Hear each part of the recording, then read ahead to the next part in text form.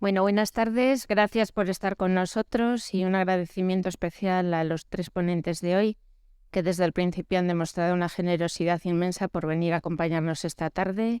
Luego os los iré presentando uno a uno, pero seguro que va a ser una tarde muy constructiva para todos, porque vamos a recibir información de quien la tiene, una información veraz, una información con una base científica y una información basada sobre todo en la experiencia. Así que vamos a disfrutar. La dinámica va a ser muy sencilla, subirán uno a uno, os los iré presentando, aunque para todos o para muchos serán caras conocidas, pero y ellos nos hablarán. El doctor Félix nos hablará del cáncer de próstata, el doctor Palacios nos hablará sobre el cáncer de mama y María Díaz nos hablará de la nutrición en el cáncer de colon, pero luego os los iré presentando. Así que vamos a dar comienzo a esta sesión, que va a ser muy bonita y muy instructiva. Y comenzamos con el doctor Francisco Félix, urólogo de nuestro hospital, que desde el minuto cero ha querido participar en una sesión como esta para acompañaros, para informaros, para demostraros su compromiso también con los enfermos fuera de la consulta. Y es de agradecer que después de muchas horas de trabajo y de dedicación esté aquí con nosotros. Él tiene mucha experiencia en el ámbito de la asistencia, lleva en nuestro hospital desde el 2014 y tiene mucha experiencia también investigadora y con mucho afán de formarse en las nuevas tecnologías para dar la mayor y la mejor asistencia a los enfermos. Así que os dejo con él y gracias a todos. Muchas gracias. Gracias a Fernando Herrero por la generosa invitación en la Fundación Jafis Cáncer por la invitación para hablaros sobre el cáncer de próstata con motivo del Día Mundial del Cáncer, y a Coro por su amable presentación. Yo os quiero hablar del cáncer de próstata y mi idea con esta presentación es daros unas pequeñas pautas, una pequeña información que creo que sería conveniente que la población general tenga sobre el cáncer de próstata. Lo primero es, hablamos del cáncer de próstata, pero ¿qué es la próstata? La próstata es una pequeña glándula localizada justo debajo de la vejiga, en la pelvis, delante del recto y justo detrás del hueso púbico. Tiene más o menos el tamaño de una nuez e incluso la forma de una nuez. Y es atravesado por la uretra, el conducto que saca la orina desde la vejiga hasta afuera, ¿vale? La función principal de la próstata, una de ellas es funcionar como una válvula que se cierra y así el eyaculado sale hacia afuera. Y otra función es la de producir un líquido que se junta con el semen y una primera parte sale justo antes del semen. Es de un color acuoso, palescente, alcalino y su función es reducir la acidez de la vagina para producir un medio más viable para que el espermatozoide pueda vivir. Y además de eso le da fructosa, un alimento para los espermatozoides. Ya sabiendo esto, vamos a ver qué tan importante es el cáncer de próstata. Se considera que 1 de cada 8 hombres en el mundo va a tener un cáncer de próstata y por lo tanto es el segundo cáncer más diagnosticado a nivel mundial. Incluso se han realizado estudios en autopsias de hombres muertos menores de 79 años y se ha visto que entre el 48 y el 71% de los hombres muertos presentaban un cáncer de próstata. No quiere decir que hayan muerto por cáncer de próstata, sino que a estos cadáveres se le ha hecho la autopsia y se ha visto que lo tenían.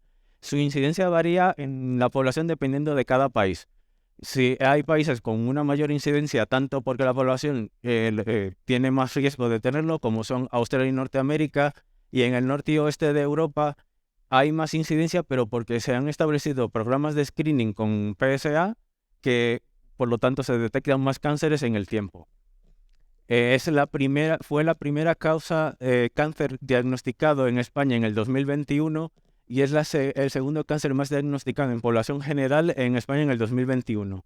Y fue la tercera causa de muerte en el 2021 por cáncer, después del cáncer de pulmón y el cáncer colorectal. Ya sabiendo un poco qué tan importante es el cáncer, vamos a ver qué cosas pueden producirnos un cáncer. Si esto me quiere, vale. Se considera que el cáncer de próstata es multifactorial. Muchas cosas se tienen que juntar para producirnos un cáncer de próstata. No solamente hay una cosa en concreto que nos lo puede producir. Hay factores biológicos del cuerpo del propio hombre que se alteran y lo producen. Puedo haberlo heredado de mi padre o de mi madre, el ambiente donde viva, el país donde viva y las cosas que hago en esa vida tienen una relación directa con la edad, a tal punto que 7 de cada 10 cánceres de próstata que diagnosticamos es en mayores de 65 años y una proporción menor en edades más pequeñas, más bajas.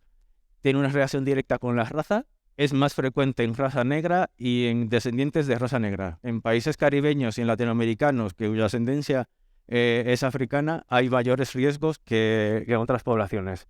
Le siguen los caucásicos, la gente de raza blanca, y después los asiáticos. Aunque la mayor parte del cáncer de próstata es de origen esporádico, dígase, que se genera espontáneamente por una mutación en el hombre X, hay alguna buena parte que es heredado. Y a tal punto que si un hombre tiene un hermano afectado por un cáncer de próstata, su riesgo de tener un cáncer se duplica. Y si aparte de su hermano, también su padre ha tenido un cáncer de próstata, su riesgo se quintuplica. También tenemos mutaciones genéticas. He querido poner aquí tres que posiblemente a muchos os sonarán, que son el BRCA1, el BRCA2 y el síndrome de Lynch. El BRCA1 y el BRCA2 lo conoceréis mucho por el cáncer de mama, pero si un hombre tiene un familiar afecto con una de esas dos mutaciones, estaría bien que se lo buscara porque también su riesgo de cáncer de próstata está aumentado. Estos factores que ha pasado no los podemos cambiar, no queda de otra. Lo que pasa en el cuerpo no se cambia, pero hay otras cosas que sí. La obesidad. Se ha visto una relación con la obesidad que aumenta el riesgo por muerte de cáncer de próstata en un 15 a un 20%. Así como la obesidad, pues también tenemos una relación inversa con la actividad física. Un hombre que haga ejercicio desde una temprana edad, muy vigoroso y durante mucho tiempo, tiene una reducción del riesgo de muerte y de un cáncer muy agresivo. La estatura se ha visto una relación muy débil y los típicos, el tabaco y el alcohol, son carcinogénicos.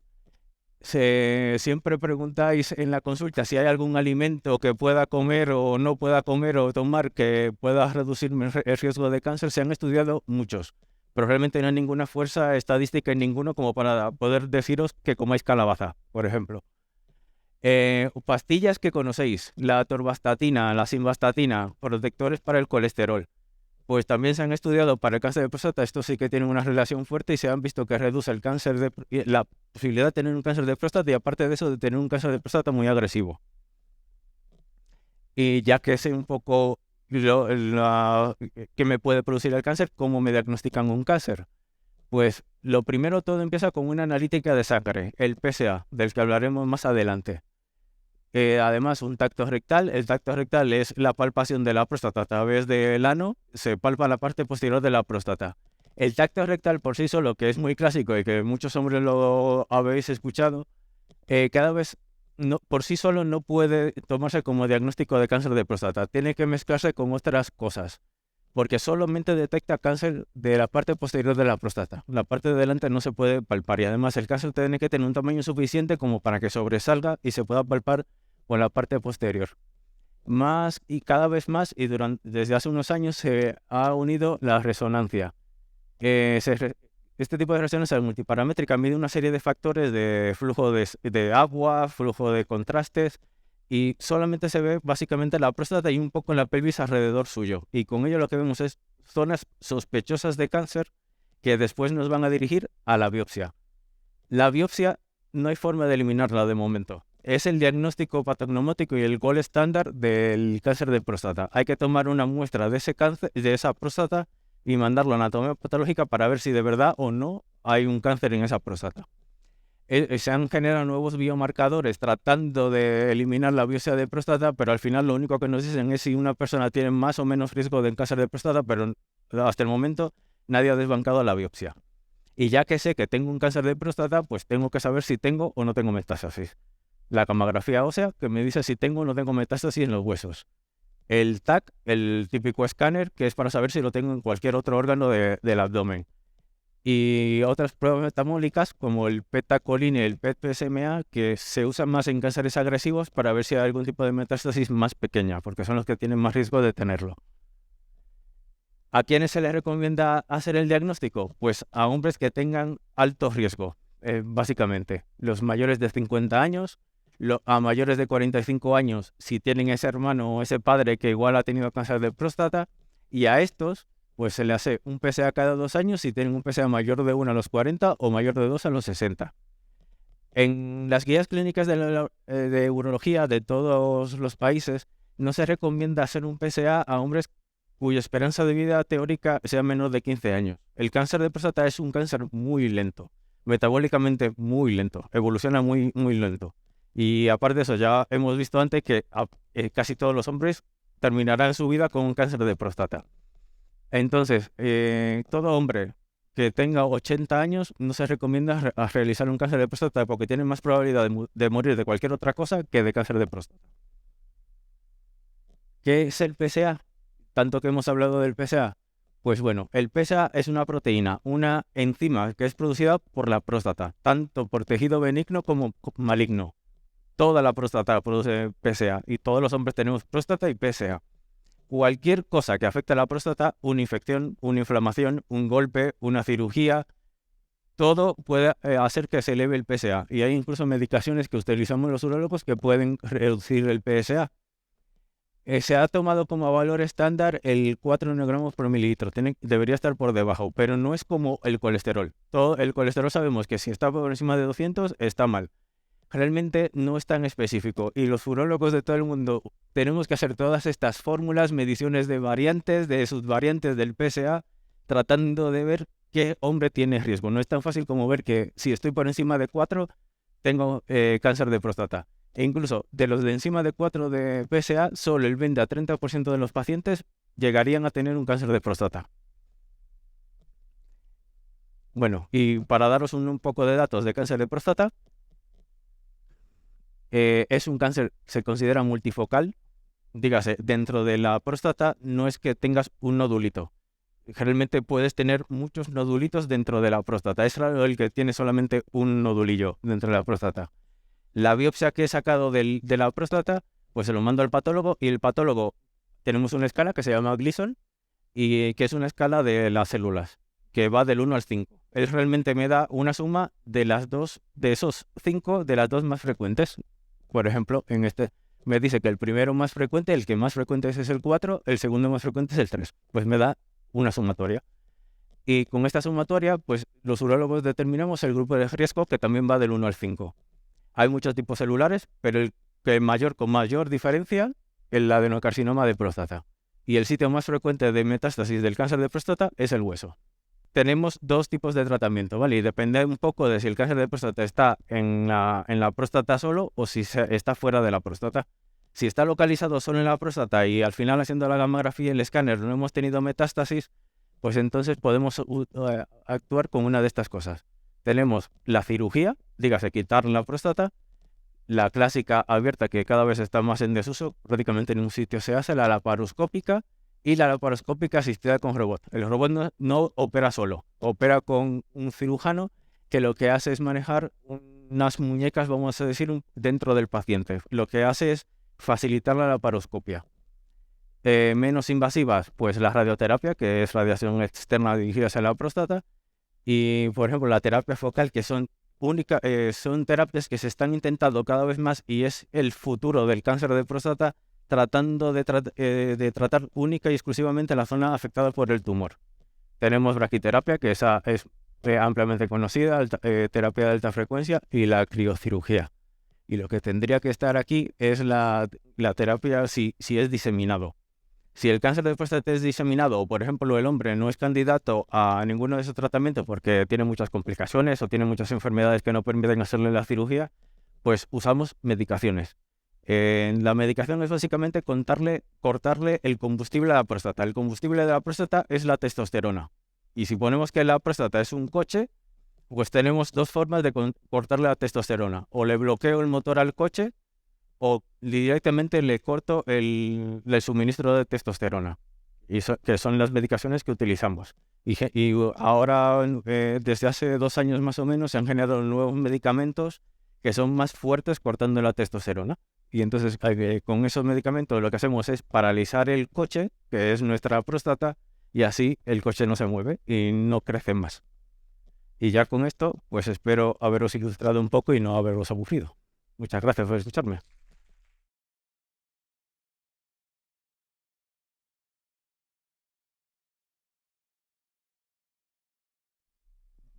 Muchísimas gracias al doctor Félix. Y la siguiente ponencia viene a cargo del doctor Alejandro Palacios, cirujano especialista en cirugía general y del aparato digestivo, y con un especial interés en la cirugía mamaria y en la cirugía oncoplástica y reconstructiva. Y su mejor señal de identidad es cuando las enfermas, al decir la charla que teníamos hoy, es el mío, y lo dicen con una sonrisa, eso quiere decir que seguramente esté haciendo las cosas muy bien y que además de ser un buen técnico es un buen médico porque tiene esa faceta humana. Así que estamos encantadas de tenerlo con nosotros y él va a ser el encargado de hablarnos un poco del cáncer de mama. Muchas gracias por estas palabras tan amables, la verdad. Y muchas gracias a Giafis por la invitación y bueno, por felicitaros por la labor que hacéis. Vamos a hablar un poquito del cáncer de mama, unas cosas un poquito generales, ¿vale? Entonces, primero vamos a centrar un poquito el tema, que es la glándula mamaria. La glándula mamaria está formada por unos aproximadamente 20 lóbulos, que a la vez tienes los lobulillos, que es donde se produce la leche, unos conductos que conducen la leche hasta el pezón. ¿Qué entiende la RAE por el cáncer? Pues una enfermedad neoplásica con transformación de células que proliferan de una manera anormal e incontrolada, ¿vale? Tumoraciones de mama. Tumoraciones de mama, en la mama, como hay muchos tipos de tejidos, pues tenemos muchos tipos de tumores, ¿vale? No todos son malos, tenemos tumoraciones benignas tipo fibroadenomas, tumores filodes, lipomas, y luego ya tenemos lesiones que pueden considerarse de alto riesgo porque pueden llegar a producir un cáncer, tipo una hiperplasia típica, y una adenosis esclerosante que aumenta el riesgo de cáncer de mama, y luego las lesiones malignas, que no solo tenemos el típico cáncer de mama, que es el carcinoma ductal infiltrante, es lo que se entiende normalmente por un cáncer de mama, tenemos otro tipo de tumores, ¿vale? Entonces sería un carcinoma ductal infiltrante de mama, en el que en el conducto mamario se ha roto ya la membrana y el tumor está infiltrando. Entonces, bueno, pues el cáncer de mama se estima que en el año 2020 se diagnosticaron unos 34.750 casos. Como veis, es el tumor más frecuente en las mujeres, con muchísima diferencia además respecto al siguiente, el de colon, 11.000. Entonces, ¿esto que lleva? Pues a que también sea la principal causa de muerte por tumor maligno en la mujer, con unas 6.000 muertes aproximadamente al año. Pero, si nos fijamos en la prevalencia, vemos que para el año 2020 había aproximadamente más de 500.000 de mujeres diagnosticadas de cáncer de mama y vivas, ¿vale? Entonces, ¿esto qué nos lleva? Pues que tiene una supervivencia global del 89%, cosa que no puede decir prácticamente ningún tipo de tumor. Tenemos una serie de factores de riesgo. El principal, el sexo, lógico, evidente. La mujer tiene más tejido mamario, el tumor de mama en el varón es aproximadamente un 1%. La edad, a más edad, más probabilidad de tener un cáncer de mama. Se estima que más o menos menos de 30 años solamente habrá un 1% de los tumores de mama. Antecedentes de patología mamaria, pues tanto de cáncer como de lesiones de alto riesgo nos aumentan la probabilidad de tener un cáncer de mama. El aumento de la exposición de estrógenos, menarquia temprana, menopausia tardía, nulíparas, primíparas tardías. Cuanto más exposición al estrógeno, mayor probabilidad de tener un cáncer de mama. Terapia hormonal, con lo mismo, ¿no? Con estrógenos durante largos periodos tras la menopausia, las radiaciones ionizantes. Y luego estos tres, en estos es en los que podemos tomar un poquito de conciencia, o quizá son los únicos tres los que podríamos prevenir, ¿no? La obesidad, el tabaco y el consumo del alcohol. Esto sería el número estimado de casos de cáncer que serían atribuibles al consumo de alcohol en España. Si os fijáis, son 4.500 más 2.000 y pico, o sea, aproximadamente casi 10.000 casos de cáncer atribuibles al alcohol en España. Vamos a cambiar un poquito de tercio y nos vamos a ir a la clínica del nódulo del cáncer de mama.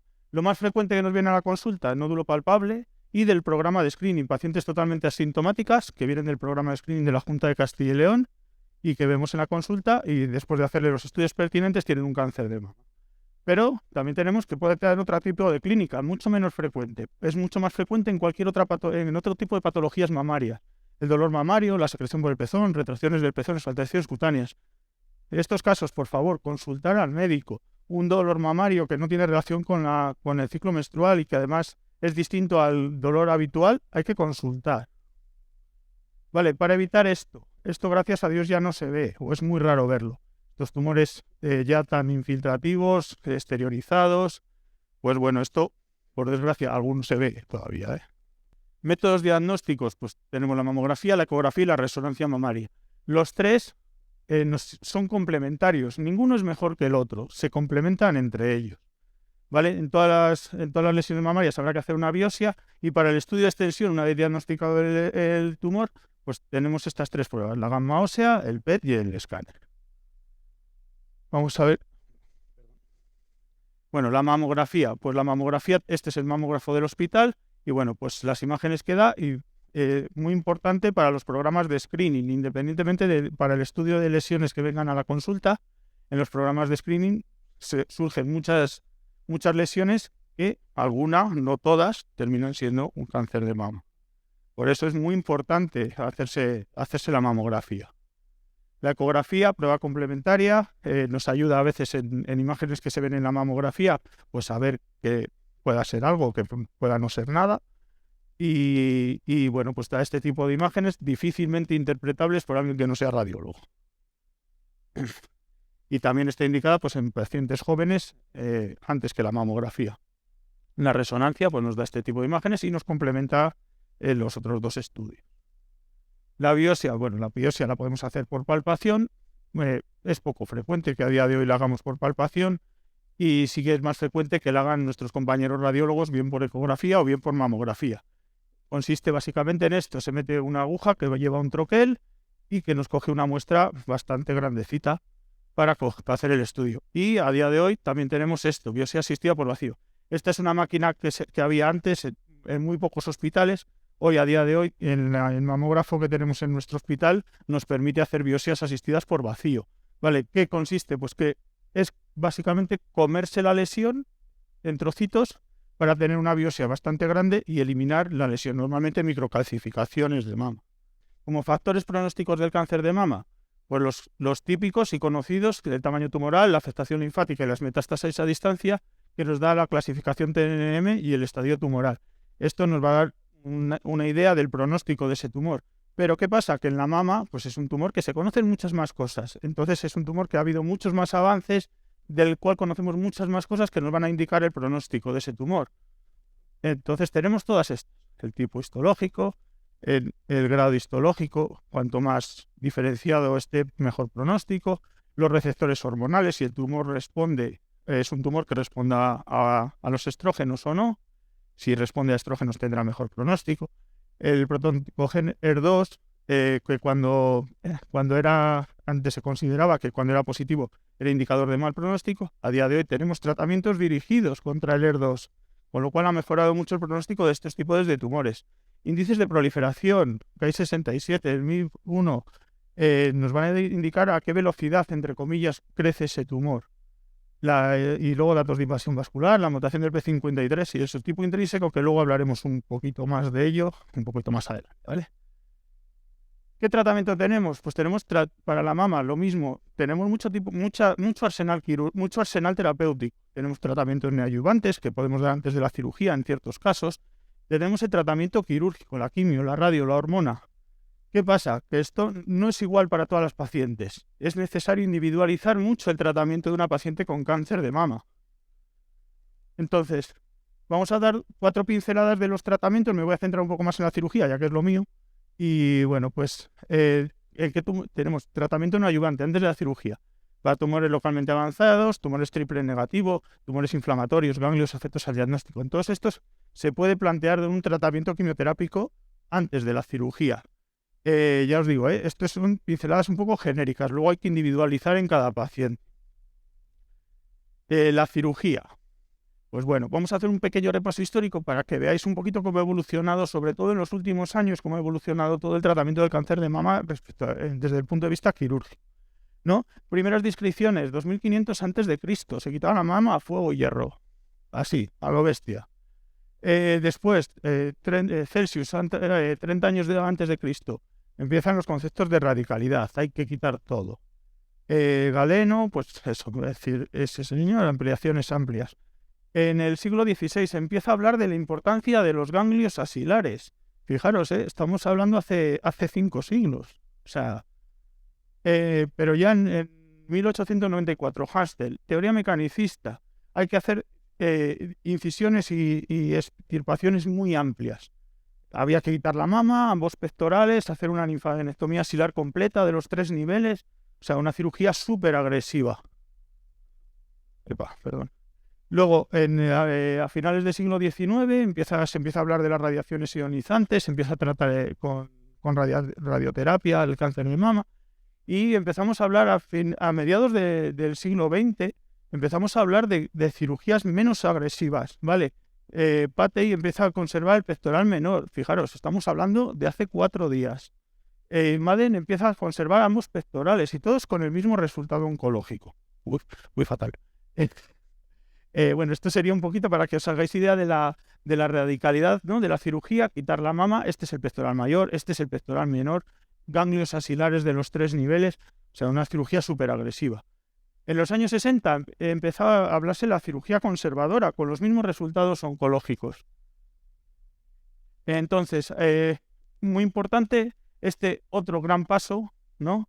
A finales de los 80, Giuliano, Osborne, Crack, empezaron a hablar de la biopsia del ganglio centinela, ¿vale? ¿Esto qué quiere decir? Que de la mama drena hacia los ganglios axilares como si fuera una pirámide, ¿vale? Con la punta, este sería el ganglio centinela, que va a drenar este primer ganglio, es el que va a coger todo el drenaje de la mama, y de ahí va a ir a los siguientes. Esto tendrá importancia en el tratamiento de la axila.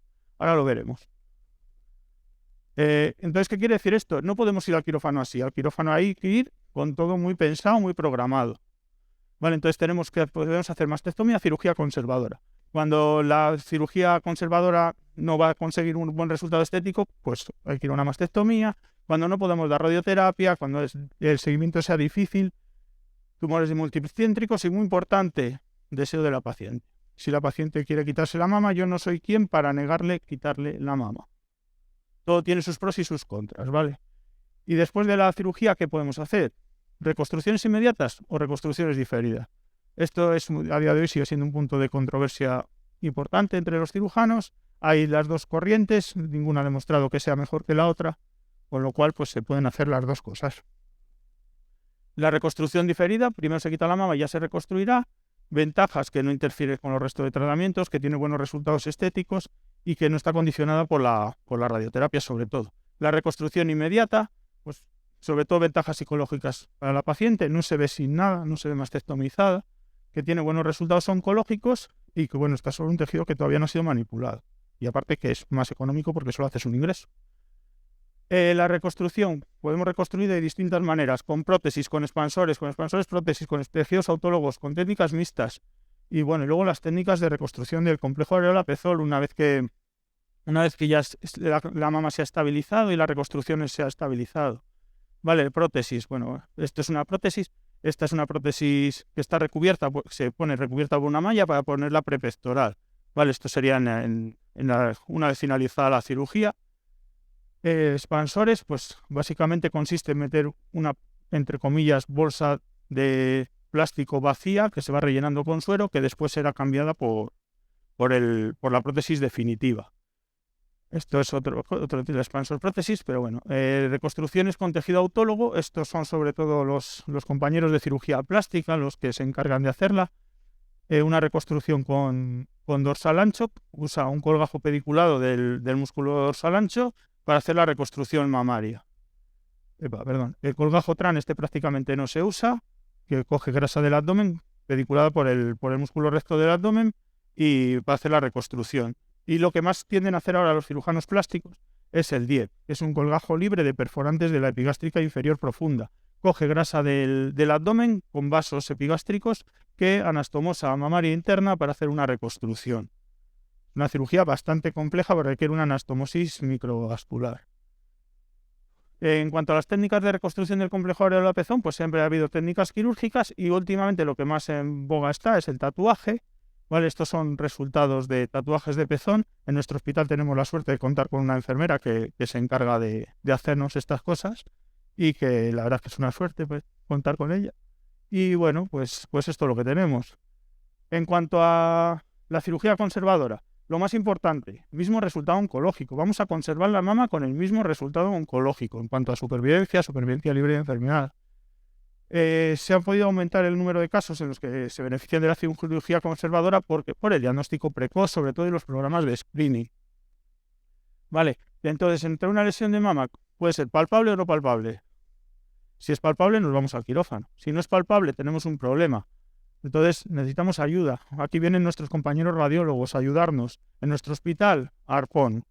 ¿Vale? Lesiones que no se tocan, queremos hacer una cirugía conservadora, tenemos que ponerles un arpón, que es esto, básicamente. Poner un alambre en el que nos indique dónde está, porque si no, imaginaros buscar aquí esa lesioncita en todo esto. Pues misión imposible.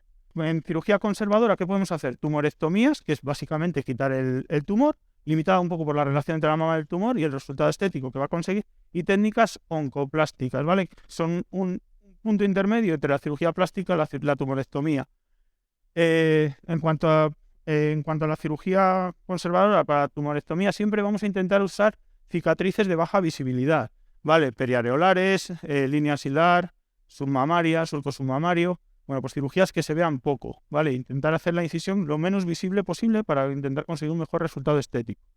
En cuanto a las técnicas oncoplásticas, usan patrones mucho más complejos, con pedículos, con grandes resecciones de tejido. Aquí quitaríamos todo el polo inferior y mantendríamos el complejo oral al pezón irrigado por un pedículo superior. Aquí, estos son distintos patrones que, bueno, tampoco nos vamos a liar porque simplemente pues que veáis un ejemplo, ¿no? Un patrón vertical de doble rama que quitas todo el patrón, todo el tejido inferior, se queda el pedículo irrigado por un pedículo inferior y queda una cicatriz en el surco submamario, periareolar y una vertical hacia el sur. En cuanto a la cirugía axilar, bueno, pues el ganglio centinela, un poco lo que vamos a ampliar un poquito lo que comentábamos antes, ¿vale?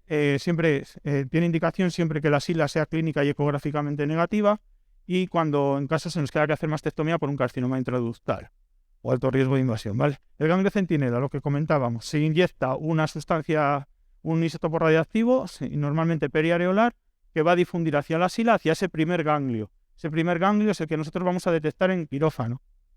Perdón. Tenemos una sonda que detecta esa radiación, que aquí la vemos, una radiación mínima, y que nos permite extirpar esos ganglios. ¿Qué vamos a hacer? Analizarle. ¿Que el ganglio no sale negativo? Pararíamos la cirugía y esperaríamos el análisis definitivo. ¿Que sale positivo? Tendríamos que hacer una limpieza axilar como se ha hecho siempre. Esto era así hasta que nos llegó otra vez el señor Giuliano, del que habíamos hablado antes, y nos sacó este estudio en el que en ciertos casos se podría obviar tanto el análisis intraoperatorio como incluso siendo el ganglio positivo la linfadenectomía axilar.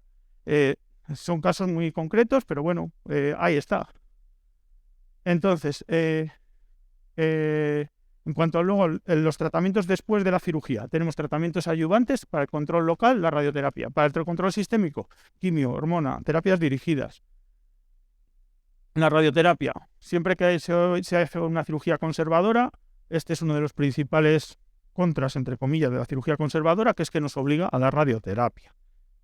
La radioterapia se tolera bastante bien.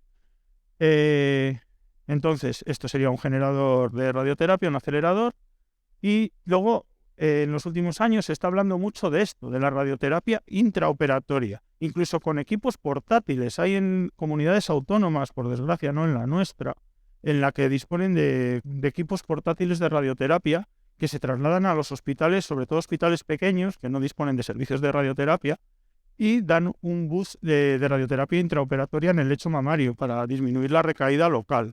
En esto hay todavía muchos estudios, se está estudiando y se está avanzando mucho en este tema para ver exactamente cuáles son los tumores que más se van a beneficiar de ello y las pacientes que más se van a beneficiar de ello. La quimioterapia, bueno, pues diversas combinaciones, antraciclinas, tasanos, otros agentes que usan.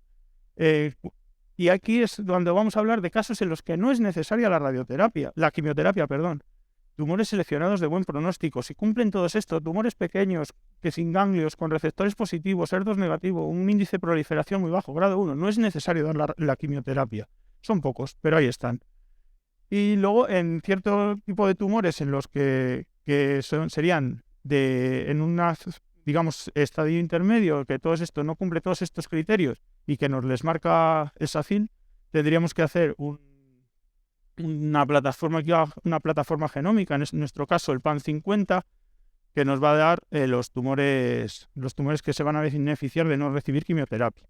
Vale, esas plataformas lo que nos va a hablar es de los subtipos moleculares del cáncer de mama.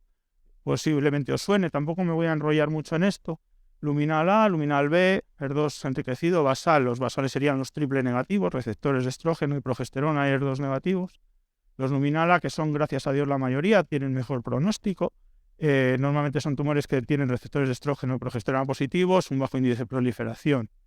Vale, entonces, cuando hacemos esa plataforma genómica, para solicitarla, tiene que cumplir una serie de criterios, que son los que nos marca el SACIL, y nos van a dar este resultado. Nos van a dar si ese tipo de tumor, aparte de por los genes que se hayan estudiado, por las características del tumor, de tamaño, etcétera, etcétera, nos va a dar si el tumor es de bajo riesgo, riesgo intermedio o alto riesgo. Entonces, aquí entrarían esos tumores que se van a beneficiar de no recibir quimioterapia, los tumores que tengan bajo riesgo.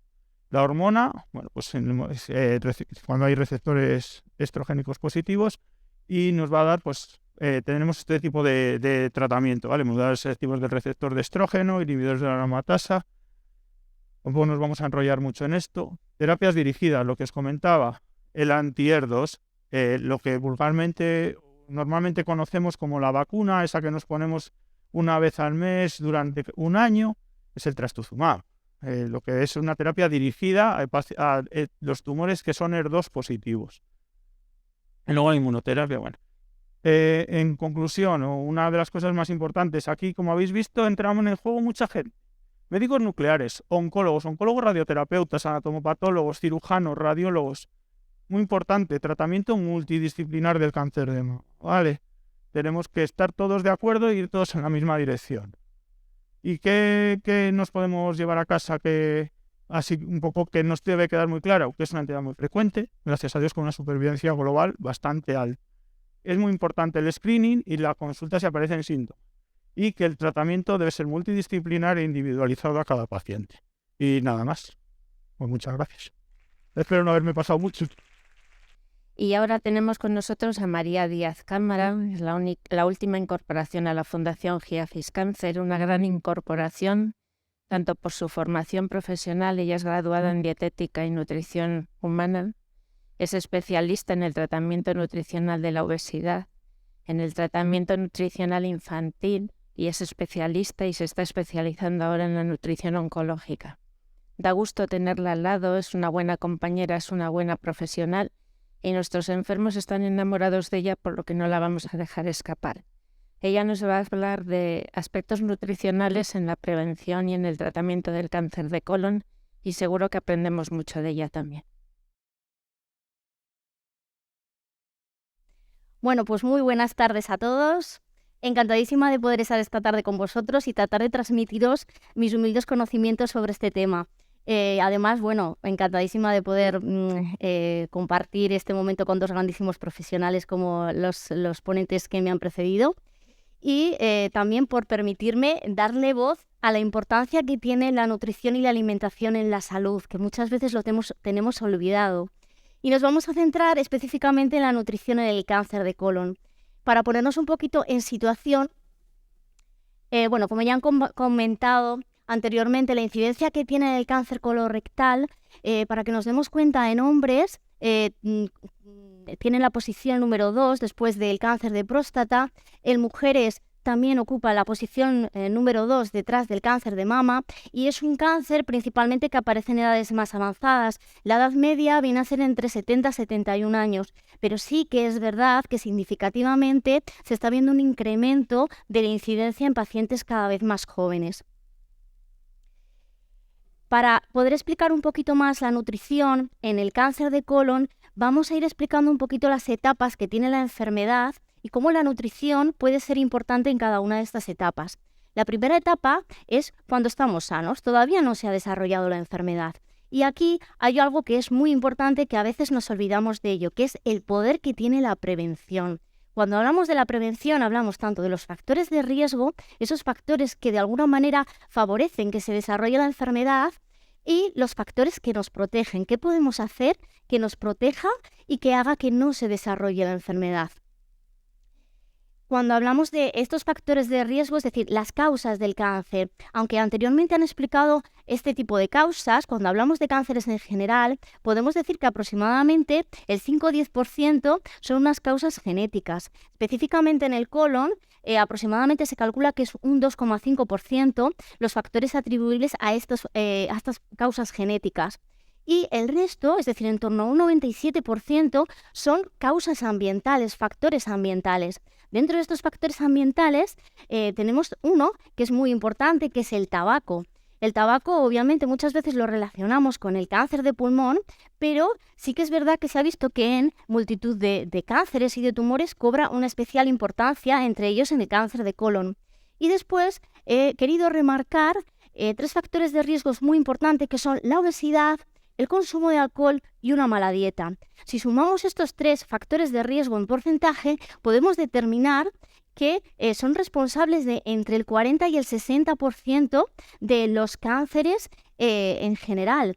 Dicho de otra manera, de 10 personas que desarrollaríamos cáncer, si intentamos prevenir la obesidad, evitamos el consumo de alcohol y llevamos una buena alimentación, hasta 6 personas no desarrollarían la enfermedad. Explicado un poquito más factor por factor, destacamos la obesidad. La obesidad es un factor de riesgo para multitud de tumores, de cánceres, específicamente cobra una importancia en el cáncer de colon. Además de sobrepeso y obesidad, también se ha visto que la diabetes tipo 2 es un factor de riesgo muy importante en el desarrollo del cáncer de colon. Y podemos decir, bueno, es que la diabetes tipo 2 y la obesidad van dadas de la mano. Bueno, pues se ha visto que incluso en personas que no tienen obesidad o sobrepeso, pero sí padecen diabetes tipo 2, este factor de riesgo aumenta la probabilidad de desarrollar un tumor de colon. Además de este aumento de riesgo, el padecer sobrepeso, obesidad y diabetes 2 nos va a dar un peor pronóstico. Y como vamos a ver más adelante, también digamos que una peor respuesta terapéutica de los tratamientos que se van a administrar. Otro de los factores de riesgo importantes es el alcohol. Bueno, como ya habéis comentado anteriormente, está relacionado con multitud de tipos de cáncer, especialmente con los del tubo digestivo, pero también, obviamente, con otros como, por ejemplo, el de mama. ¿Y qué ocurre con el alcohol? Bueno, pues que socialmente todavía no existe la conciencia de que es un factor de riesgo. No tenemos esa conciencia de que es malo para la salud. Entonces, un poquito para que nos concienciemos de que es un factor de riesgo muy importante para este tipo de enfermedades. Y obviamente la dieta cobra un papel muy importante. Y yo quería resaltar, tratando específicamente el cáncer de colon, de 2 cosas muy importantes en las que existe una evidencia científica muy clara. Una de ellas sería este tipo de sustancias que probablemente habréis oído, quizá los nombres no, porque bueno, son un poco raritos, ¿no? Que son sustancias carcinogénicas. Una de ellas son las nitrosaminas, que están en los embutidos, después vamos a hablar de esta parte, y luego están otras sustancias como llamadas las acrilamidas, los hidrocarburos policíclicos, las aminas heterocíclicas. ¿Qué es esto, no? ¿Qué son estos nombres? Bueno, pues son unas sustancias carcinogénicas que aparecen cuando sometemos a los alimentos a un tratamiento térmico alto, es decir, durante el cocinado. Normalmente ocurre a temperaturas elevadas y ocurre en alimentos tanto ricos en hidratos de carbono como en proteínas como en grasas. Un ejemplo muy práctico, bueno, ¿a quién no le gustan las barbacoas, no? Sobre todo muy típicas en verano. Normalmente lo que la gente me suele decir, bueno, pues no pueden ser muy malas porque yo veo cómo la grasilla cae, entonces la grasilla se queda ahí.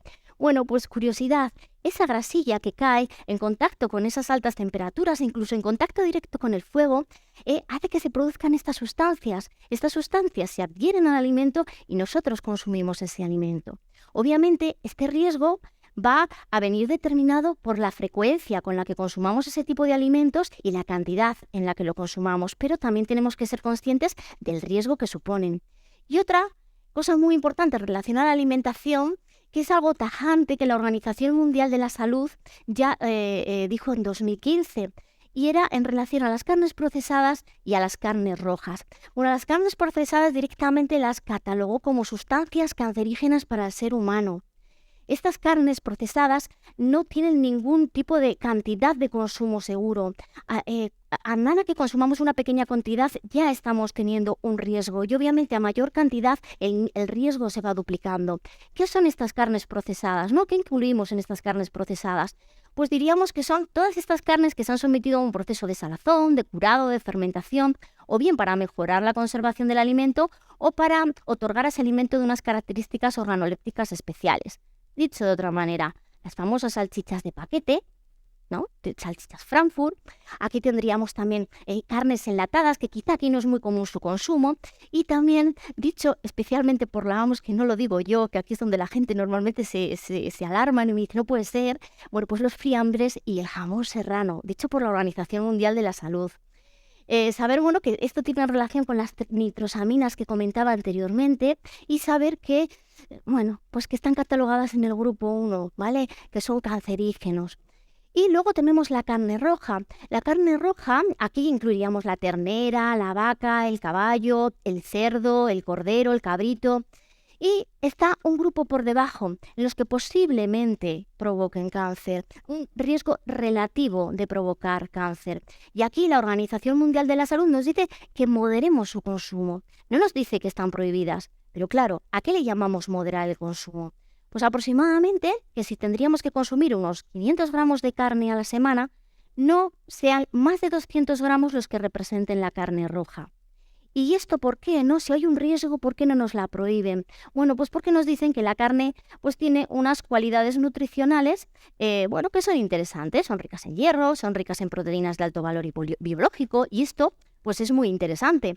Pero con los conocimientos que tenemos actualmente en nutrición, sabemos que no es imprescindible comer carne roja, que si seguimos una alimentación equilibrada, no es necesario, no vamos a tener ningún déficit nutricional porque eliminemos el consumo de carne roja. Pero sí que es verdad que hay que tener claro que la Organización Mundial de la Salud nos dice que, bueno, que como moderemos su consumo, de momento sería suficiente.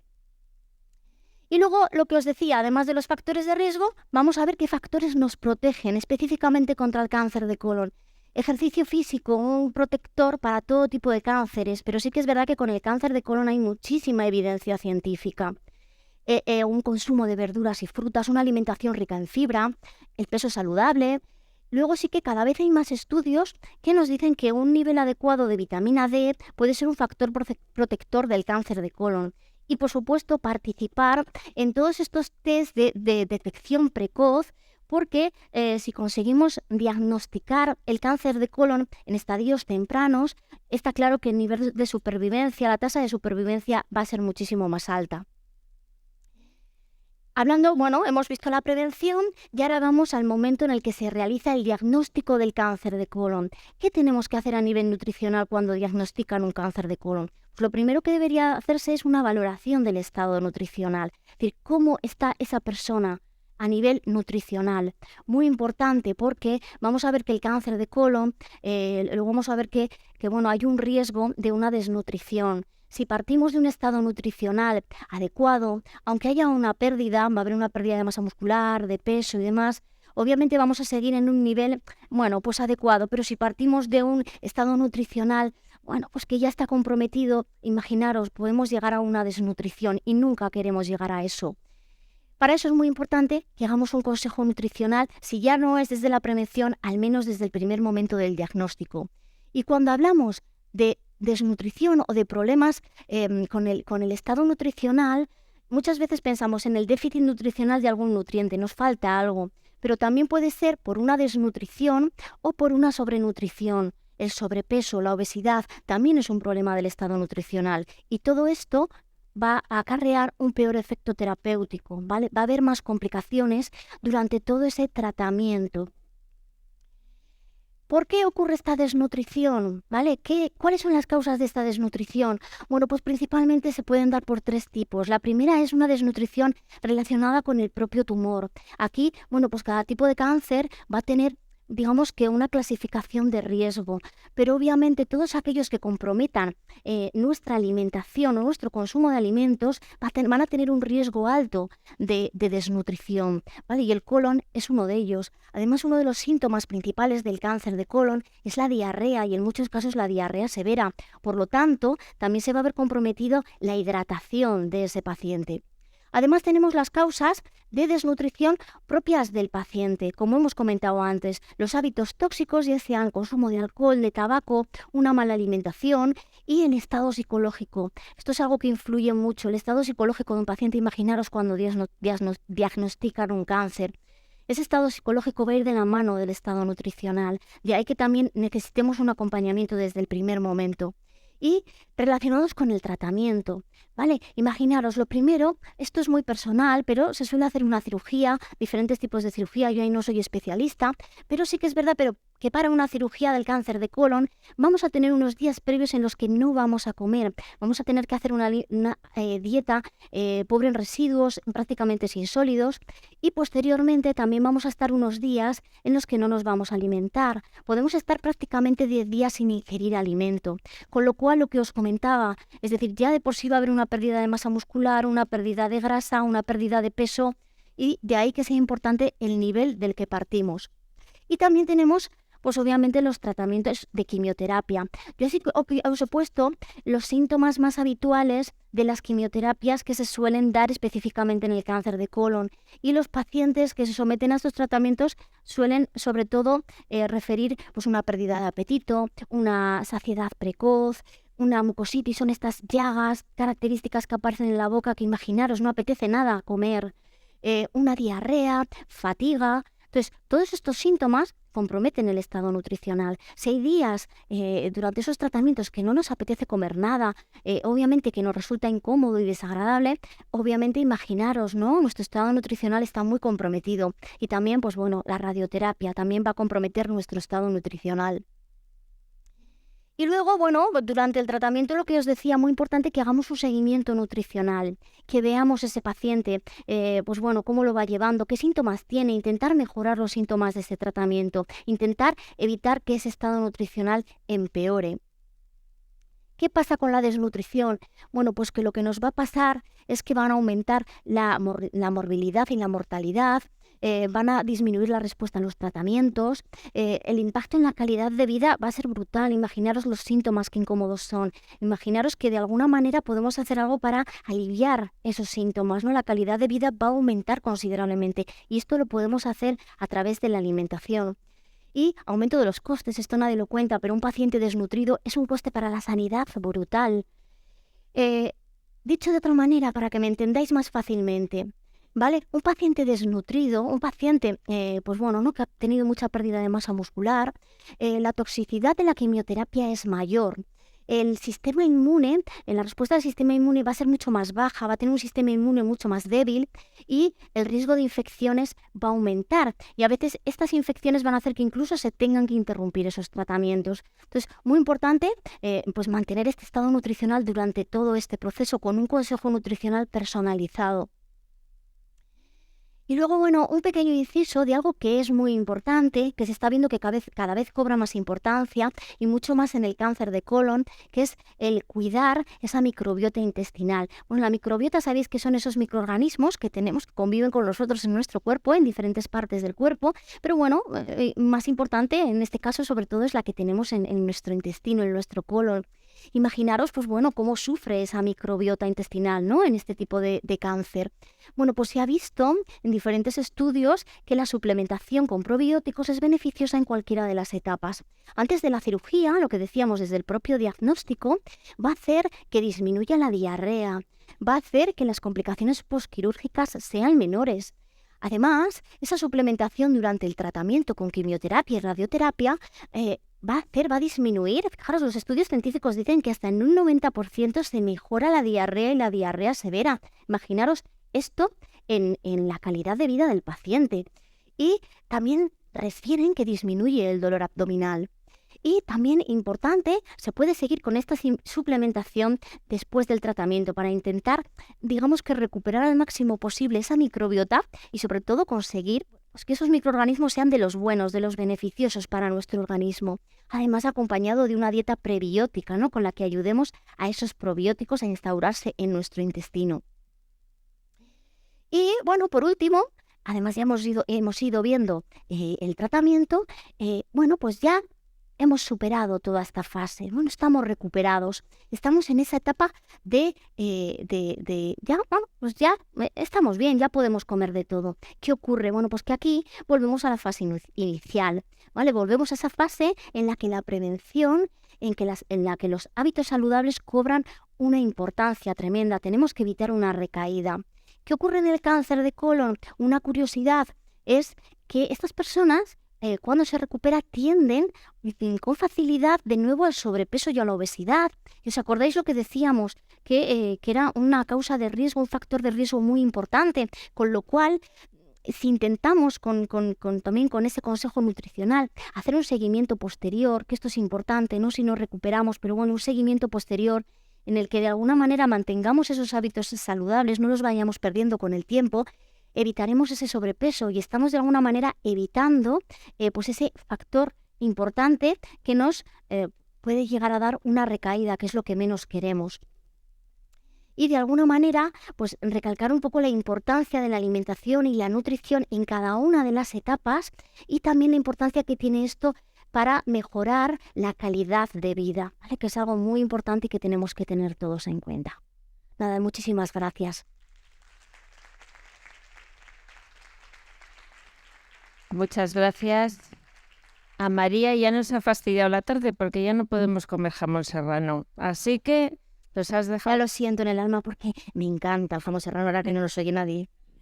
Vamos a dar paso ahora a un momento de coloquio. Invito a los ponentes a que suban aquí con nosotros y a que se sienten en las sillas porque vamos a hacer un coloquio entre todos. Primero les haremos algunas preguntas que creemos de especial relevancia y luego seréis vosotros los que preguntéis sobre cosas que os interesan.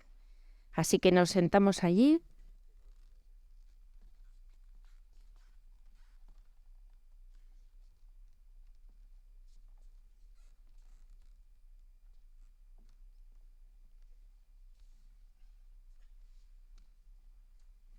Ahora nos van a dar voz a través de los micrófonos a los ponentes y vamos a trasladarles preguntas que creemos que son relevantes y que son importantes. Y vamos a empezar pues, por el orden de las ponencias, preguntándole al doctor Félix si considera que es importante que todos los hombres estudien si tienen la posibilidad de tener un cáncer de próstata. Eso es un dilema muy grande en la comunidad urológica. ¿Todos los hombres de verdad tenemos que hacernos cáncer de próstata? Como os expliqué al principio de todo, muchos hombres se mueren con cáncer de próstata y ni siquiera se enteraron de que lo tenían. Se han hecho muchos estudios. En Estados Unidos se hizo uno de 45.000 pacientes. En Europa uno de 150.000. Y la verdad que el cambio por el screening del cáncer de próstata no se vio ningún cambio. Los pacientes se seguían tratando, se trataba mucho, pero lo que sería la cantidad de muertes por cáncer de próstata seguía completamente igual. Entonces, realmente, ¿quién se tiene que hacer cáncer de próstata? Pues aquellos que tengan algún riesgo. Si alguien tiene un familiar con cáncer de próstata o como comenté lo del cáncer de mama, que tenga algún factor de riesgo de cáncer de mama, como vamos a decir que el cáncer de próstata es el equivalente en el hombre del cáncer de mama, pues tendría que estudiarse el PSA, empezar con el screening. Pero que tienen que saber que entrar en el torbellino del PSA y de estudiarse el cáncer de próstata es un torbellino del igual se entra y no sale nunca. Porque es una constante de PSA hoy, PSA dentro de 3 meses, hoy me sube, dentro de 3 meses me baja, uy, que otra vez me ha subido, que igual me hacen una biopsia, que la biopsia sale negativa, uy, que sigo de nuevo. Entonces, el que entre en el torbellino y al estudio tiene que saber que no es algo que se entra hoy y se sale dentro de un mes. Es algo que entras hoy y que igual no sabes cuándo sales o no sales nunca. Muchas gracias. Doctor Palacios, el cáncer de mama no es propio de mujeres solamente mayores o de cierta edad. Hay mujeres que están en edad fértil. ¿Nos podrías dar unas pinceladas sobre el cáncer de mama y el embarazo? Bien, pues a ver, es un tema un poco delicado en el que todavía es más importante individualizarlo cada caso. Bueno, pues así a grandes rasgos. Sí, es súper importante el tratar a las mujeres en estos casos de una manera súper delicada, porque se está juntando la alegría del embarazo con un problema de salud bastante importante. Además, el embarazo nos va a limitar un poquito en las pruebas. No vamos a poder hacer resonancia porque la resonancia en sí misma no es un problema para el embarazo, pero sí el contraste. Tampoco vamos a poder realizar gamografía ósea para el diagnóstico de lesiones óseas. Y bueno, pues entonces siempre es un tema muy delicado en el que hay que hablar mucho con la paciente.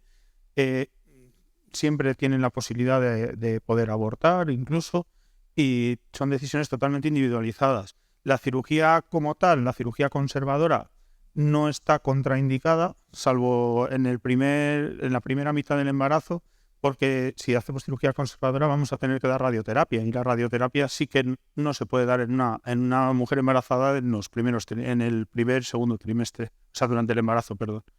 Y poca cosa más. Normalmente se opta por mastectomía. La quimioterapia se puede dar sin ningún problema, seleccionando el tipo de quimioterápico. Y bueno, pues es un tema muy, muy delicado y bueno, que consiste sobre todo en hablar mucho con la paciente y tomar decisiones de una manera conjunta.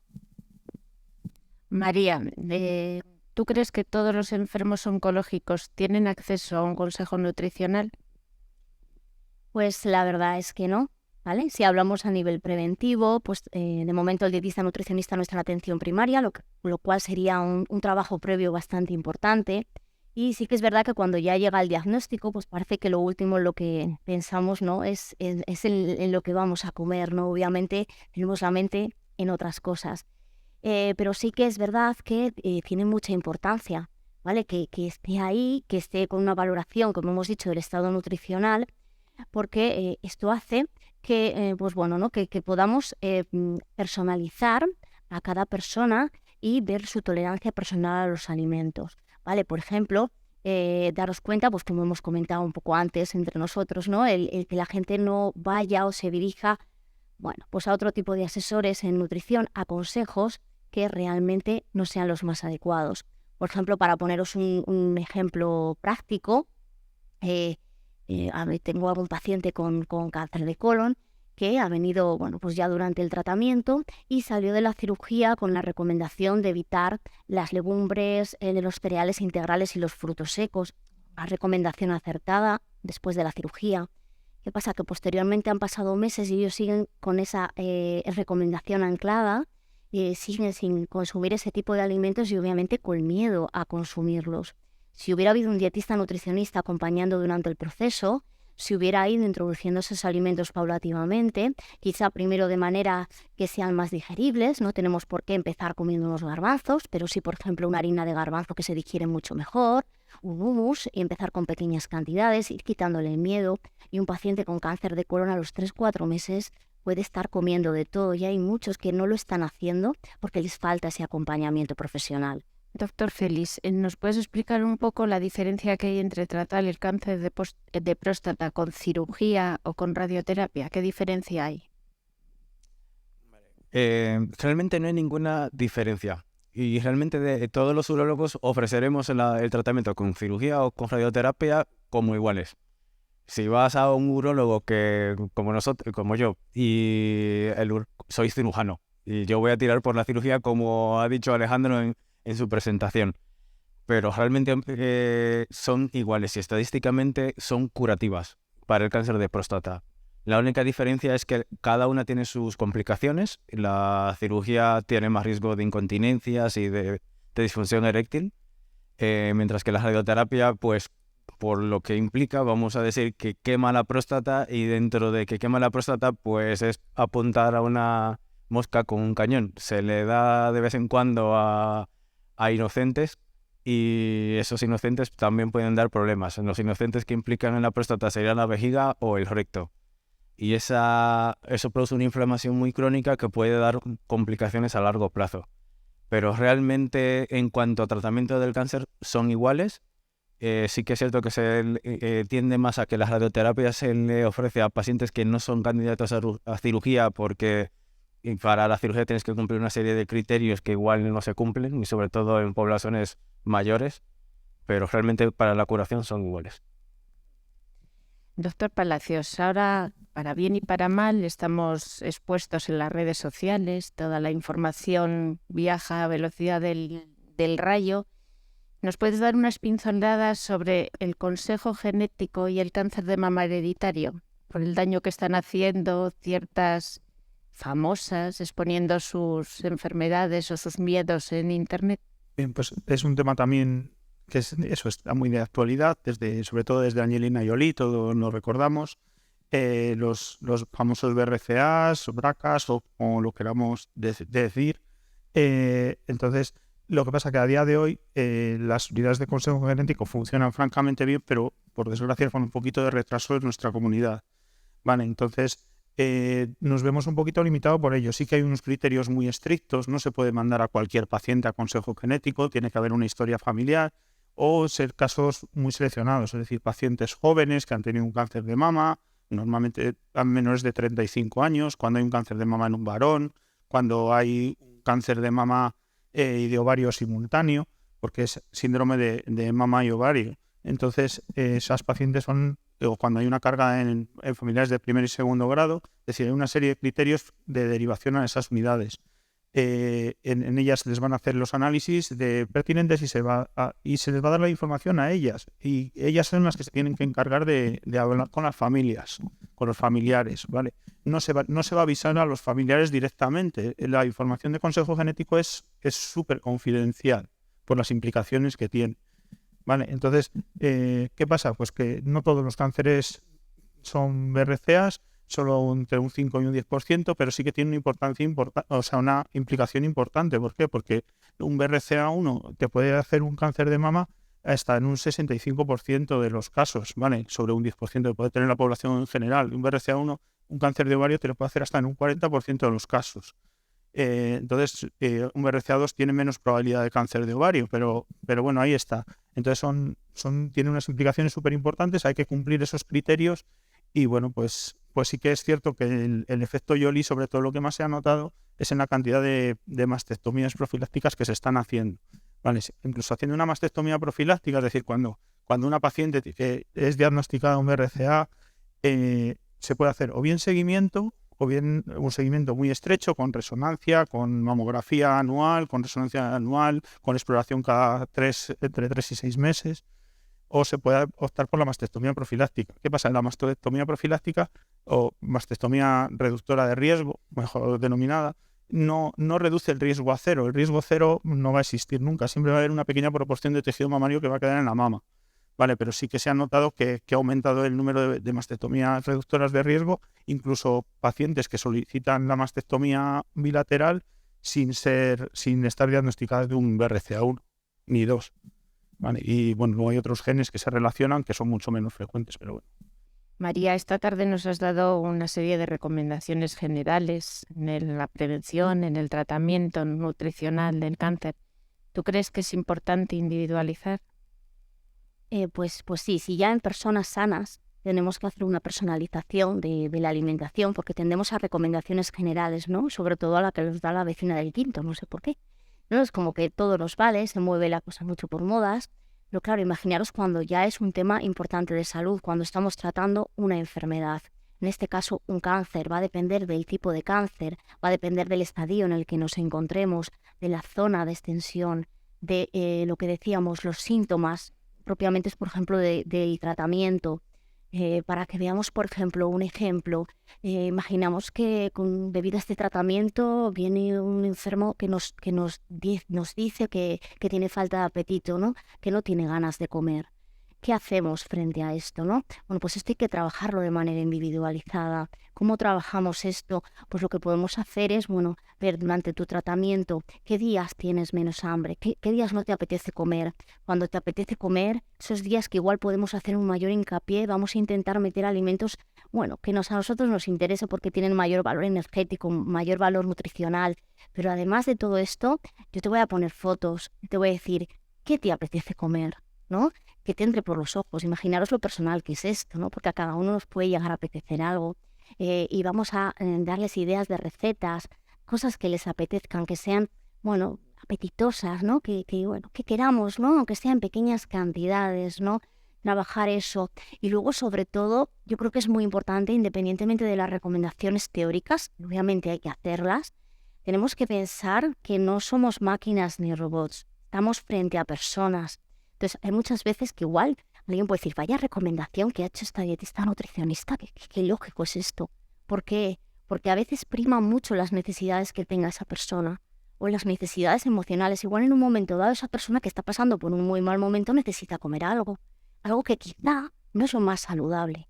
No, pues cómetelo, ¿vale? Porque nos interesa también que haya un equilibrio y también que haya una relación sana con la alimentación. Quizá no cumpla las recomendaciones teóricas, pero sí que va a hacer que esa persona se sienta mejor y también que de alguna manera mejoremos su calidad de vida y que a través de estrategias tratemos de que esa persona pues esté lo mejor alimentada posible, pero sobre todo que en esas circunstancias se alimente, que es lo más importante. Muy bien, pues ahora vamos a pasar el micrófono a Juan Luis para daros voz a vosotros. Aprovechaos de ellos que son profesionales, que saben muchísimo y que quieren compartir con vosotros su experiencia y su sapiencia. Así que os damos el micrófono para que si alguno tenéis alguna pregunta, la hagáis. Yo mientras la gente se anima, le voy a preguntar a María, aprovechando que está aquí, porque ¿qué opinión te merecen todos estos suplementos nutricionales, batidos, etcétera? Porque hay mucha presión tanto mediática, es decir, vemos anuncios, Meritene, Piritene, no sé cuántas, incluso a nosotros como profesionales, la industria hay una presión bastante importante y bueno, yo creo que no sé hasta qué punto están para dárselo a todo el mundo, ¿no? Eso es. Bueno, pues la verdad es que pueden ser interesantes cuando realmente se requieren, cuando realmente vemos que ese paciente está en un estado nutricional que lo requiere y que por lo que sea, pues eso, su alimentación está comprometida, pues igual es interesante. Es interesante que, bueno, no lo he comentado, pero así como una anécdota, compañeras que tengo que trabajan a nivel hospitalario en hospitales de otras partes de España, ellas sí que dicen que cuando les derivan pacientes oncológicos, por ejemplo, les derivan ya cuando su estado nutricional, bueno, pues es bastante decadente, ¿no? Cuando ya realmente ha empezado a haber complicaciones. Pues hay en esos casos los que nos interesa utilizar este tipo de suplementos. Pero siempre que lo podamos hacer con alimentación, pues no es necesario. Pero para eso es muy importante que lo hagamos cuanto antes, que no dejemos llegar a esto. Es decir, pueden ser, pues eso, un comodín perfecto en cuando sea necesario. Para eso se necesita una valoración personalizada. Buenas tardes. María, dices que en los asados se produce acrilamidas. Bien, decís que la carne roja, que bueno, que no es muy buena, pero con moderación también tiene otras particularidades que son buenas, ¿no? Yo lo que digo es que si, por ejemplo, unas chuletillas al sarmiento, no las haces muy fuerte, la acrilamida es lo que se queda a la costra negra. Eso es lo malo, lo que produce el cáncer. Si evitas eso, entonces pienso que no son tan perjudiciales. Lo malo es esa costra negra, el pasarse, comérselas así, que yo procuro que nunca pase, claro. Hombre, eso es, ¿no? Dicho de esa manera, obviamente, cuanto más churruscadito esté el alimento, más concentración va a tener. Pero daros cuenta que desde el primer momento, lo que os digo, en el que esa grasa, esas proteínas, en el caso sobre todo de las barbacoas, entren en contacto con altas temperaturas, ya se van a producir pequeñas cantidades y van a quedar plasmadas en el alimento. Entonces, probablemente, si no lo haces mucho, la concentración va a ser baja y por lo tanto el riesgo va a ser bajo. Pero siguen estando ahí. Obviamente, estamos hablando de que cuando ya está el alimento o bien quemado o bien churruscadito, las concentraciones son más altas. ¿Vale? Esa sería un poquito la diferencia. Entonces también podemos tener en cuenta que el conejo, el pavo, el pollo es menos perjudicial que el organismo, que no son carnes rojas, ¿no? Obviamente las carnes blancas no están relacionadas. La Organización Mundial de la Salud ha dicho que de momento, con los estudios que hasta ahora, no hay relación entre las carnes blancas y el cáncer, y específicamente el cáncer de colon. Solo tenemos a las carnes rojas y a las carnes procesadas. Entonces, obviamente, si tienes que elegir una carne blanca. Yo tengo una inquietud que siempre se habla del cáncer de mama femenino, pero quería saber algo relacionado con el cáncer de mama masculino, sus índices y cómo se trata o cómo se valora todo eso. Muchas gracias. Bueno, pues a ver, básicamente el cáncer de mama masculino pues no deja de ser prácticamente un 1% de los cánceres. En principio, siempre se ha hablado de que el cáncer de mama masculino tiene peor pronóstico. Esto no es del todo cierto. ¿Cuál es el problema? Que el cáncer de mama en el varón, lo que sería el tumor, hay como varios pasos, ¿no? El primero es que el varón no tiene la conciencia del cáncer de mama. Es decir, no está tan mentalizado de que pueda tener un cáncer de mama, y lo puede tener. En el varón hay tejido mamario. Por otro lado, el tumor tiene menos espacio, dicho así un poco de una manera para entendernos, menos espacio para crecer, con lo cual va a infiltrar la piel mucho antes, se va a convertir en un tumor localmente avanzado mucho antes. En cuanto a los tipos de cánceres, son los mismos, el diagnóstico es igual y el tratamiento también, ¿vale? Se trata, la diferencia básica es que tienes que ir a la mastectomía en prácticamente todos los casos, ¿vale? Pero si en los casos que está indicado que se pilla, digamos, pronto, pues se puede hacer ganglio centinela, se puede hacer las mismas pruebas, ecografía, mamografía, resonancia, y luego el tratamiento viene siendo igual, tanto la radioterapia como la hormona si es necesario y la quimio. ¿Por qué motivo el jamón serrano es tan nocivo, vamos? La Organización Mundial de la Salud es que además lo pone en su definición, pone fiambres y jamón serrano. Yo creo que para que a los españoles los quede claro, ¿no?, de lo que hay. Bueno, porque es una carne sometida a un proceso, como las carnes procesadas, a un proceso en este caso de curado, y lo que decíamos un poco de las nitrosamidas, ¿no? Se le añaden nitritos, que es para su conservación, y esos nitritos, cuando entran en contacto con nuestro cuerpo, se convierten en nitrosaminas, que son cancerígenas, ¿vale? Sí que es verdad, bueno, pues que esto depende, ¿no? Yo os voy a decir que normalmente a veces cuando pongo menús pues a veces sí que pongo pequeñas cantidades de embutido, ¿no? Pero sí que es verdad que, claro, la diferencia está entre si nos comemos todos los días un bocadillo de jamón serrano o de vez en cuando aparece algo de jamón serrano. Pero tenemos que tener en cuenta que es una carne procesada, que es como la cataloga la Organización Mundial de la Salud. ¿Qué diferencia hay entre el jamón serrano y el ibérico? El precio, dicen por aquí. Bueno, pues ahí, además de la denominación, va a ser principalmente la alimentación del cerdito en cuestión, ¿vale? Obviamente se va a estar alimentando digamos que de manera más natural, y la diferencia a nivel nutricional es que la grasa es de mejor calidad, ¿no? La grasa del jamón va a depender de lo que coma el cerdo. Si el cerdo come bien, esa grasa va a ser más saludable, van a ser grasas, pues más ácidos grasos insaturados que los saturados de un jamón serrano normalito. Es decir, que desde el punto de vista nutricional de lo que aporta ese jamón, va a ser siempre mejor el ibérico, pero eso no quita pues que tenga nitrosaminas, no podemos hacer más, ¿vale? Disfrutar, si lo comemos, disfrutarlo mucho y en pequeña cantidad. Yo te quería decir que es que en Valdemoto, en un pueblecito de Badajoz, en una residencia de ancianos, hace unos años se hicieron un estudio a la Junta de Extremadura, y resulta de que la gente mayor que tenía alto colesterol comiendo jamón ibérico les había bajado muchísimo. Claro, y les recomendaban comer jamón ibérico. El problema era que no podían pagar. Claro, porque como te comentaba, las grasas que tiene ese jamón ibérico, bueno, pues tienen cierto poder cardiosaludable. Entonces, de ahí que mejoren esos valores de colesterol, ¿no? Incluso de triglicéridos en sangre. Obviamente, a ver, aquí hay que ser realistas. Cuando hablamos de personas de edad avanzada, pues bueno, ¿no? Vamos a dejarles un poco manga ancha, ¿no? Que tampoco vamos a tener miedo de que de aquí a 20 años vayan a desarrollar un cáncer, ¿no? Es como, bueno, pues digamos que dejémoslo disfrutar un poquito también, y aunque tengamos que llevar una alimentación saludable, pues que disfruten del jamón ibérico siempre que se lo puedan permitir.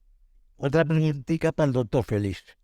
Si dos hermanos tienen o han tenido cáncer de colon, ¿sería conveniente al resto de los hermanos hacer alguna prueba? Cáncer de colon. Sí.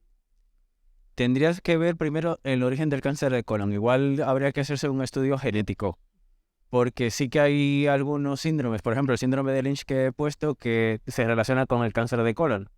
Entonces, si tuviera algún síndrome que lo relacione, pues sí que sería conveniente hacérselo. Pero en general el cáncer de colon no tiene relación con el cáncer de próstata, quitando los síndromes hereditarios como este. Quería hacerte una pregunta a la nutricionista respecto a los probióticos que encontramos en los supermercados, que ponen probióticos si son los adecuados o no, o tenemos que tomar otra clase de probióticos. Pues mira, Porque, claro, a los naturales, y hay otros también que vienen de todo y ponen probióticos, entonces a veces los confunden. bueno, pues ahí va a depender mucho de cuál sea la razón por la que tomamos los probióticos. Por ejemplo, cuando hablamos del cáncer de colon, que os hablaba de esta suplementación, los estudios nos dicen que, bueno, se han estado haciendo estudios con diferentes mezclas, ¿no?, de microorganismos, y en todas se ha visto que hay un beneficio. Sí que se está intentando aislar determinadas bacterias, microorganismos que se ve que tienen un carácter protector. Os voy a contar algo que es curioso, que está en estudio. Esto hay que cogerlo un poquito con pinzas, pero para que veamos la importancia que tiene la microbiota intestinal. Por ejemplo, en casos se ha visto que en gran parte de pacientes con cáncer de colon, al hacerle un análisis de la microbiota, todos tienen una bacteria en concreto y la tienen todos. Claro, no se sabe si antes fue el cáncer de colon o antes apareció ese microorganismo. Así como también se ha visto que hay pacientes con cáncer de colon que tienen una bacteria en concreto, y qué casualidad que los que tienen esa bacteria en concreto tienen un pronóstico mejor y responden mejor a los tratamientos. Entonces se está intentando pues ver exactamente si esos microorganismos se pueden aislar para suplementar. Pero sí que es verdad que se ha visto en todos los estudios que con diferentes mezclas se mejoraban los síntomas. Entonces esto queda un poco en estudio. Los que encuentras, pues bueno, habrá como todo, ¿no? Pero sí que es verdad que dependiendo un poquito para lo que los usemos, todos pueden tener beneficios. Ahora bien, pues hay diferentes mezclas que pueden venirnos mejor para tratar o mejorar ciertas cosas y otras para otros. Esto también es muy personalizado, pero está un poquito todo, la microbiota está un poquito en estudio y probablemente en unos años podamos dar una información mucho más amplia al respecto. Yo quería preguntar por el alcohol, que estabas diciendo que era algo perjudicial, pero en el caso del vino, que en esta zona somos muy propensos al consumo de vino por su producción, me gustaría que hablaras de los famosos taninos que hablan del beneficio que produce en la alimentación. Quería saber qué realidad hay sobre el vino. A ver, en los taninos, por ejemplo, en el cáncer de próstata se han descrito como protectores. De este grupo de cosas que he puesto que se han estudiado pero que no hay mucha fuerza científica para apoyarlo. El problema del vino es que también tiene alcohol. Entonces tienes que sopesar la fuerza del tanino como protector a la fuerza carcinogénica del alcohol. Y lo más seguro es que la fuerza carcinogénica del alcohol le gane al del tanino. O sea, que es tan bueno. Totalmente. De publicidad, ¿no? Sí. Yo voy a pinchar un poco al público en alguien en concreto. Y es que aquí al gran maestro que tengo aquí sentado, que tengo la suerte de que lo tengo aquí vigilándome, voy a rescatar la pregunta que me hiciste. Tú como gran maestro, ¿consideras que la gente, a quién se le tiene que buscar el cáncer de próstata? Bueno, primero es el doctor Aramburu, que era urólogo del hospital ya jubilado, ¿vale? Y está aquí acompañándonos como vigía, a ver si me porto bien y digo las cosas como son. Lo has dicho tú antes, el que se mete en el circuito de realizarse un PSA tiene que saber que, dices tú que se puede salir. Yo no creo que se pueda salir, porque una vez que te metes en el PSA, con una periodicidad mayor o menor, pero tienes que hacértelo ya el resto de tu vida.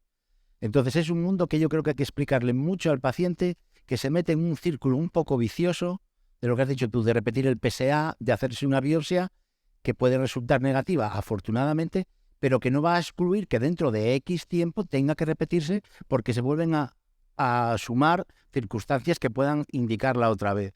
Yo después de los muchos años que he hecho y que hemos compartido bastantes de ellos, yo seleccionaría mucho a los pacientes. Lo primero, yo creo que hay que hacer el PSA a aquel paciente que tiene factores de riesgo, los que tú has enumerado, sobre todo los familiares, que es muy importante, y sobre todo aquellos que se pueden beneficiar de un tratamiento curativo, con lo cual la expectativa de vida o la presencia de patologías asociadas, cardiópatas, broncópatas, etcétera, etcétera, descartarlos de meterles en los circuitos del PSA porque es muy agobiante. Yo creo que la selección tiene que ser previa, explicárselo bien al paciente. Y personalmente creo que se oferta con demasiada ligereza hacerse el PSA como es inocuo, es un análisis de sangre sin mayor importancia, pero el círculo que viene después, incluso con las repercusiones psicológicas, es muy estresante para los pacientes. Y una vez que va al urólogo, porque claro, el médico de cabecera tiene muchísimas complejidades y bastante tiene, pero hay que explicarle bien que en muchos casos estamos pidiendo demasiados PSA, o estáis pidiendo demasiados PSAs a pacientes que no se deberían hacerlos. Porque, por ejemplo, has dicho tú una expectativa de vida mayor de 15 años. La expectativa de vida del varón en España debe estar por 84. Ahora con el COVID hay unas ligeras variaciones, pero debe estar por ahí, 82, 84. Con lo cual, a partir de los 70 años hay que ser muy cauto y sobre todo con los factores de riesgo y sobre todo pues, la obesidad y sobre todo los factores familiares. En España no los afroamericanos, la raza negra, que es estadísticamente baja, pero yo creo que hay que seleccionar mucho a los pacientes porque les angustiamos muchísimo con el PSA. Hola, buenas tardes. Yo simplemente quería una curiosidad. Si el riesgo de cáncer de mama se incrementa con la edad, ¿por qué los programas de detección se cortan? No sé si es a los 65 o a los 69. ¿Por qué se corta? Bien, todos los programas de screening tienen que, lo que se busca es un equilibrio entre los casos que se diagnostican y la economía, ¿vale? Entonces, a partir de esas edades, normalmente son, aunque sí que es cierto que la frecuencia sigue aumentando, el grueso de los cánceres de mama se encuentra entre los 45 y los 65 años, ¿vale? Es donde existe el grueso del diagnóstico. Entonces, a partir de los 70 normalmente son cánceres de un crecimiento relativamente lento, entonces los programas de screening se cortan ahí por eso, ¿vale? Porque el grueso de los pacientes teóricamente ya está diagnosticado y económicamente pues es donde en algún sitio hay que poner el punto, ¿vale? Porque no se pueden estar haciendo mamografías de por vida porque luego la supervivencia de esas pacientes que tienen esos cánceres de mama cuando ya son más mayores normalmente es más alta, son tumores habitualmente de mejor pronóstico, ¿vale? Normalmente luminal A con índice de proliferación bajito y un poco esa es la razón. Mi pregunta es en los estudios genéticos. Una madre que tiene cáncer de mama, ¿el estudio genético se dirige a la hija o al hijo o a los dos? Si es un caso único en una mujer a partir dependiendo de las características del tumor, estamos hablando de un caso único. No sería necesario hacer un estudio genético, ¿vale? Solo primero. Después, si hay varios casos en la familia, es decir, si se cumplen los criterios para derivar al consejo genético, el consejo genético se dirige a la paciente, ¿vale? Es decir, el estudio se hace sobre la paciente que ha tenido el tumor. Es a esa paciente a la que hay que analizar los genes, los BRCA o los otros genes, ¿vale? Y una vez con ese resultado, la paciente es la que tiene el resultado. El médico de consejo genético lo que le va a aconsejar es que se lo diga a sus familiares, pero no es obligado. Es decir, esa información es totalmente, lo que comentábamos, es totalmente confidencial. El médico de consejo genético no va a llamar a esa hija, ¿vale? Tiene que ser la madre y la que se lo diga a la hija. Y una vez, si existe esos BRCAs, se le hace el análisis en principio a la hija. No hay más preguntas, pues reiteramos las gracias y mil gracias a los tres. Una tarde estupenda, que hemos aprendido muchas cosas y esperamos tener vuestra presencia en otros actos y contar con vosotros. Mil gracias a todos por venir y sobre todo a ellos por su generosidad.